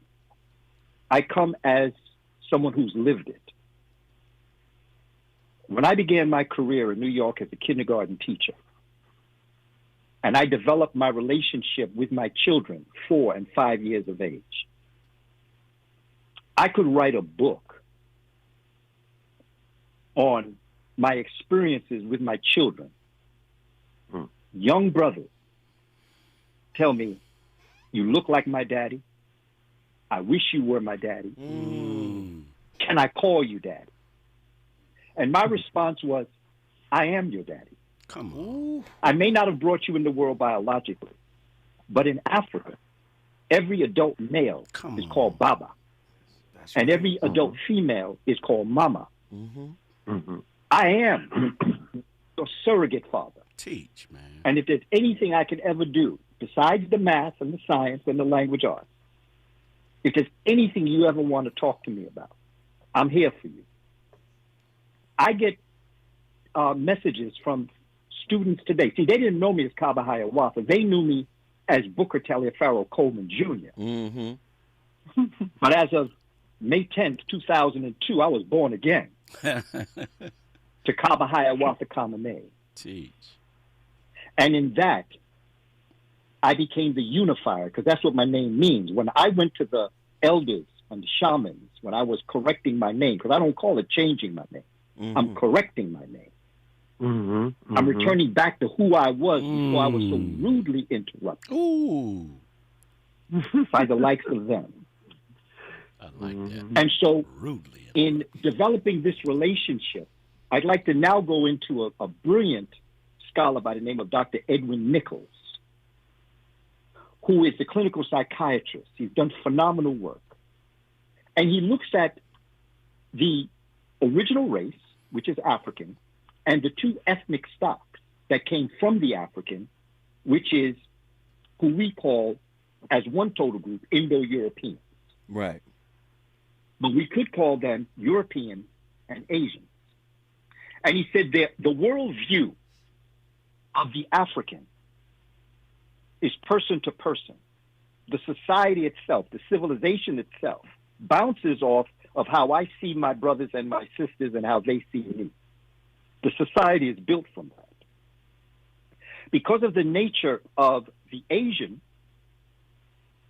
who went into the Eastern Mountains, they depended on the group. So their worldview is person to group. The European's perspective is from person to material wealth. And so as we develop our understanding of the worldview that we need to go back to, we have to understand that, like, for instance, you go to work and you're talking to somebody of European descent, and you're even sharing pictures of your family, you're talking all sorts of things. Then you go out to lunch alone, and the person that you were sharing all that information passes you on the street like they don't know you. That is because their worldview objectified you. Their worldview is to objectify everything outside of themselves. Once we understand who we're dealing with, then we can understand this. In 1995, I taught a course in cultural education at Fordham University. That same year, October, towards the end of October, I brought 6 brothers that had attended the Million Man March. That was my last term teaching at Fordham University. Because those brothers came back from that experience glowing and understanding who they were as men. One more thing I'd like to say.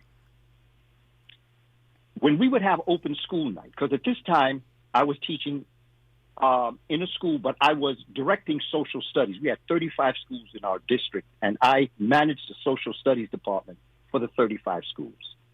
27 elementary schools and 8 middle schools.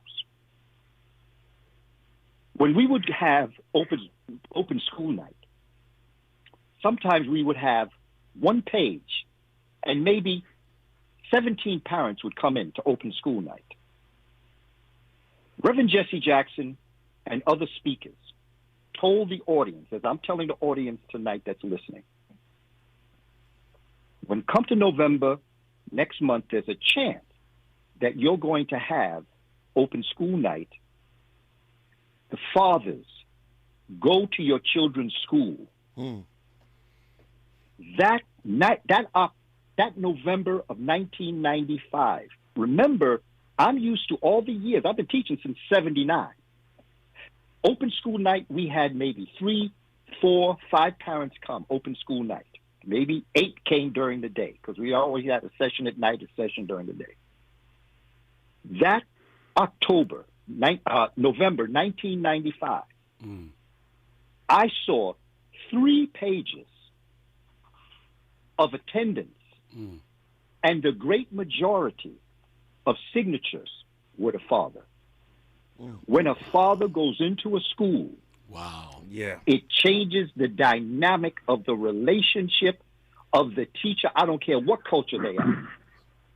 When a man comes in to check on his child, if an uncle comes in, if an older male cousin comes in, it changes the way in which that child is going to be looked upon by the principal and by the teachers. Wow. So look, we must teach our own children, family. Dr. Clark has something on YouTube. We ain't got no friends.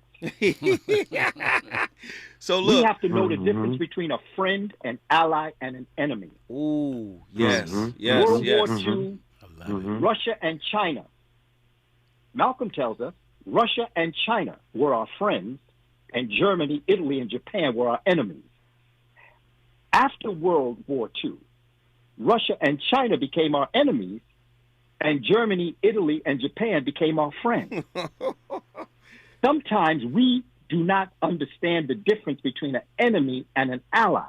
Wow. Because an ally can become a greater enemy to you after the deed is done, and we still want to be friends. Remember, it's the person-to-person relationship that is the African worldview. But there are some people that you got to understand. They will never be your friend. They'll be a part-time ally, but most of them will always be your enemy. Ooh, listen. Hey, this is Agenda for America. Zoe Williams, the voice of reason, moderating. I'm trying to moderate and learn and take notes. Professor Kaba Hiawatha Kamene just hit us upside the dome piece. Listen very carefully. We got 7 minutes left. So I want to get as much information out as I possibly can. So I'm going to ask my brothers to truncate your answers so we could get as much information and insight out as we possibly can. And I'm going to ask Dr. George C. Fraser, and then I'm going to go to, of course, Tony Muhammad. But I have to ask this question. How do we get our brothers? Because we don't have any other examples. We don't look to each other unless it's sports or rap. So how do we get our brothers to stop idolizing the oppressor in his position? How do we get our brothers to get to a space where he can look himself in the face and accept who he is without judgment? Because nobody broke shames us worse than us. We don't. The wealth gap is so large, we have no business broke shaming nobody, because the rich and the high and mighty are far and few in between. How do we get a brother who doesn't have the resources to be able to look at himself and say, the spark of God is still in me, and anything and everything is possible if I just focus on it? Dr. George C. Fraser, go first. Beautiful, beautiful segue. Professor Copper said it. We all must be the fathers of our children. I tell young people all the time when I speak in HBCs and so forth, I says, if an old dude ever gives you advice while peeling an apple with a pocket knife and eating pieces right off the blade, you should probably take that advice. You should listen. Okay? You should listen to the brother. No question about that. So let me just say very, very, very, very quickly, when we finish pontificating ad nauseum about our issues, somebody's got to write a check. I want to say that and still be loved, right? Right? Let me say it again. When we finish pontificating ad nauseum about our issues, somebody's got to write a check. Wow. Money has to be exchanged to do things, and we need to use those resources to teach our people financial education and business development, right? We are a financially illiterate people by evidence that we are at the bottom of every single economic statistic that matters in America. Not all of us are financially illiterate, but just most of us. So we need financial education. we developed a WINS Wealth Building Center and curriculum. It is an African-centered curriculum around 75 modules of everything you want to know about money, management, and finances. Now, why is that important? Because black people learn differently than white people. Right. We are oral, visual, tactile, kinesthetic, and auditory learners. Right? So you need a curriculum that addresses that style of learning. We don't necessarily learn in the same methodology as white folk. Right. So we need financial education, which is really economics, right? And business education. We have the fewest number of businesses per capita of any cultural group in this country, and we came over here on the freaking Mayflower. Okay? Wow. So we need to develop more businesses. Tribal in those businesses, circle the wagon, support each other, recycle black dollars, all these tropes you've heard 1,000 times. Let me just conclude by saying this. We must not ever forget, brothers and sisters who are listening, that we're all drinking from wells that we did not dig, that we are standing on the shoulders of giants. 250 years, from 1619 to 1864, 250 years, our ancestors fought and died for our freedom. From 1864 to 1964, a bloody 100-year fight for civil rights, voting rights, and public access. And we must never forget that. Therefore, the question, my final question to our audience is, are we worthy of that legacy? And if so, if you think we are worthy of that legacy, what then will be the legacy of Generation X, Y, Z, and Generation Alpha? We know what the legacy of baby boomers are: civil rights, voting rights, etc. So that's our legacy. What will be their legacy? Right? What will our people be saying about our children, those generations, 150 years from now? Hope it will be closing the income and wealth gap, and that's my story, and I'm sticking to it. Okay, Dr. George C. Fraser took up all the time. Listen, we got about 30 seconds. Oh, it's easy. I'm going to run to you, and then I'm going to run to Professor Kaba Hiawatha Kamene, my brother Tony Muhammad. Well, the Honorable Minister Louis Farrakhan said that in the black community, we've tried everything except unity, not uniformity. Uniformity is when everybody feels we got to be a Christian or Muslim, right, or agnostic or Pan-Africanist. Or no. We need to take the best in every category, the best financial mind, the best educators, the best black financiers, the best black banks, come in a room, organize, and come up with an agenda to lift ourselves up by the bootstrap. This is what the community should demand of us. Hey, Professor Kaba, what you got for me? You got about 30 seconds. Please go to my website. I have a free e-course and my study guide. 44 pages. What's the website? Tell us real quick. www.kabakamene.com. Dr. Clark said you may not get to your destination, but if you leave a roadmap, those that come behind will. That's my roadmap for the future. Thank you, brother. I appreciate you. Go to my Instagram page, Kaba Kamene, but most importantly, we must lead by example. Yes, sir. Thank you, brother. Thank you to my great panel, my august panel, Professor Kaba Hiawatha Kamene, Dr. George C. Fraser, and my brother, Minister Tony Muhammad. Thank you, Brother Zoe. Great show. You have been listening to Agenda for America, an African-American perspective. We hope you enjoyed this State of Black Men in America conversation. We thank all of our panelists this evening and look forward to next week's conversation. Why We Can't Wait, The Urgency of Now, moderated by none other than Tavis Smiley. This program was executive produced by Tavis Smiley. Our board operator is Andy Cieli. I'm Zoe Williams, the voice of reason. Thank you for tuning in. And be sure to vote on Tuesday or November 8th. Just do it. You got to do it on or before. Make it happen.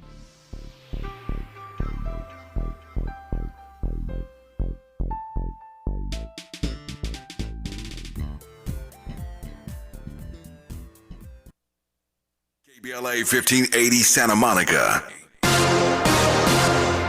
I'm Kevin Brown, and here's the latest from the Black Information Network. A new poll finds healthcare is one of the top issues on voters' minds ahead of next month's election. A new Gallup survey found 87% say a candidate's plan to reduce the cost of healthcare is very